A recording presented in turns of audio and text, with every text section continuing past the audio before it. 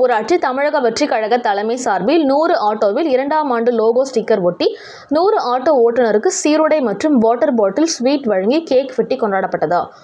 தமிழக வெற்றிக் கழக 2ஆம் ஆண்டு வெற்றி துவக்க விழாவை முன்னிட்டு தமிழக வெற்றிக் கழக தலைவர் தளபதி அவர்களின் நல்வாழ்த்துக்களுடன் கழக பொதுச் செயலாளர் என். ஆனந்தன் அவர்களின் ஆணைக்கிணங்க பொழிச்சலூர் ஊராட்சி தமிழக வெற்றிக் கழக தலைமை சார்பில் 100 ஆட்டோவில் 2ஆம் ஆண்டு ஸ்டிக்கர் லோகோ ஒட்டி 100 ஆட்டோ ஓட்டுநருக்கு சீருடை மற்றும் வாட்டர் பாட்டில் ஸ்வீட் வழங்கி கேக் வெட்டி கொண்டாடப்பட்டது.